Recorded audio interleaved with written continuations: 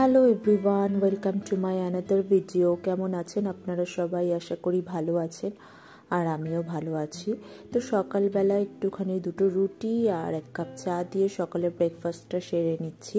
তো এটা খেয়ে নিয়ে তারপরে দুপুরে রান্না বান্না করব। দুপুরে রান্না বান্নায় আজকে কী রেসিপি থাকে প্রথম থেকে শেষ অবধি ভিডিওটার সঙ্গে থাকবেন, আশা করি ভালো লাগবে। এটা রয়েছে সয়াবিনের তরকারি, রুটি আর লাল চা এক কাপ। তো ব্রেকফাস্ট করে নিয়ে তো এখানে আজকে একটুখানি মুগ ডাল করব।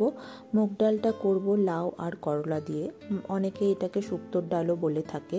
এই ডালটা আমার খুব ভালো লাগে, বেশিরভাগ সময় এটা গরমকালেই খেতে বেশি ভালো।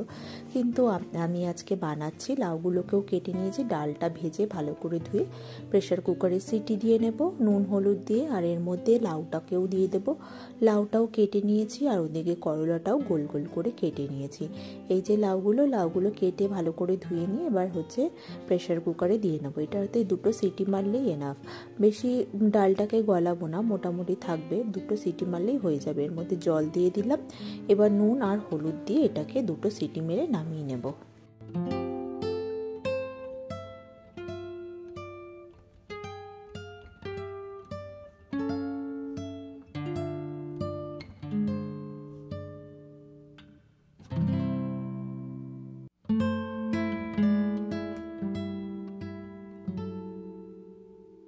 ডালটা সেদ্ধ হয়ে গেছে, এদিকে করলাটাও কেটে নিয়েছি।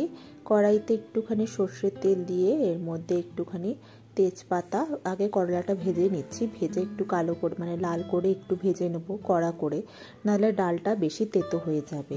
তো অল্প তেল দিয়ে করলাটা ভেজে নিচ্ছি। করলাটা ভালো করে ভাজা হয়ে গেলে এর মধ্যে তেজপাতা, শুকনো লঙ্কা আর পাঁচফোড়ন দেব ফোড়নের জন্য। তারপরে ডালটা দিয়ে দেব। তো এখানে করলাটা ভালো মতন ভাজা হয়েও গেছে, এবার ফোড়নটাও দিয়ে দিলাম, তেজপাতা, শুকনো লঙ্কা আর পাঁচফোড়ন। আর এইটা ফোড়নটা দেওয়ার সঙ্গে আর একটু আদাও দিয়ে দিয়েছি। দেওয়ার সঙ্গে এত সুন্দর একটা গন্ধ বেরোয়, মানে গন্ধটা সাংঘাতিক ভালো হয়। আর মধ্যে ডালটা দিয়ে দিলাম, একটু সামান্য জিরে গুঁড়ো দিয়ে দিলাম, আর ডালটা ফুটে গেলে নামানোর আগে ধনে পাতা দিয়ে দেবো, আর স্বাদ মতন একটুখানি চিনি দিয়ে দেবো, যাতে সব কিছু ব্যালেন্স থাকে। আর এই ডালটা একটু বেগুন ভাজা, লেবু, গন্ধরাজ লেবু, বেগুন ভাজা, আর এই ডালটা যদি হয় তাহলে আর কোনো কিছুই লাগে না। তো ডালটা একদম রেডি হয়ে গেছে। আমি নেক্সট রেসিপিটা বানাবো।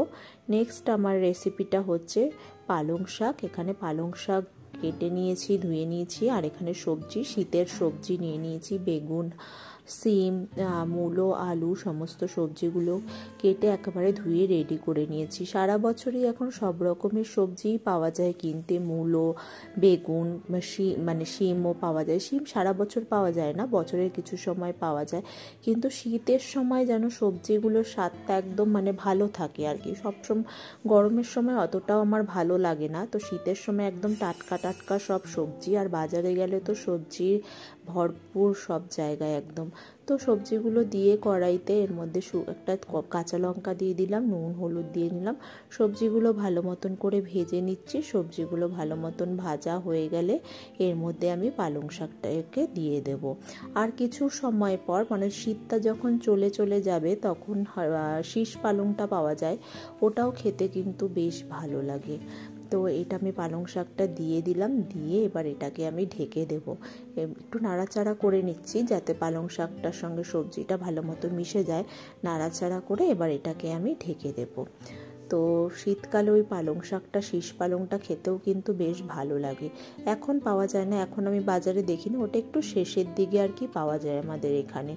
তো এটা এখন পালং শাকটা মোটামুটি হয়ে গেছে। একটু নাড়াচাড়া করে নিয়ে এটার মধ্যে একটুখানি চিনি দিয়ে দেব, দিয়ে তারপরে শাকটাকে নামিয়ে নেব।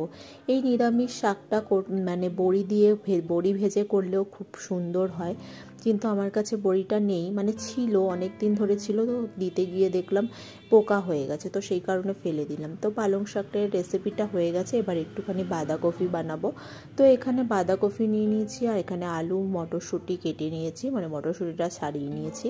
তো প্রেশার কুকারে আমি বাঁধাকপিটা সেদ্ধ করে নিয়েছি, আর এদিকে কড়াইতে সর্ষের তেল দিয়ে আলুগুলোকে আগে ভালো মতন করে একটু ভেজে নেব। দুদিকটা লাল লাল করে ভেজে নিয়ে তারপরে এর মধ্যে আমি মশলাগুলোকে একে একে দিয়ে দেব।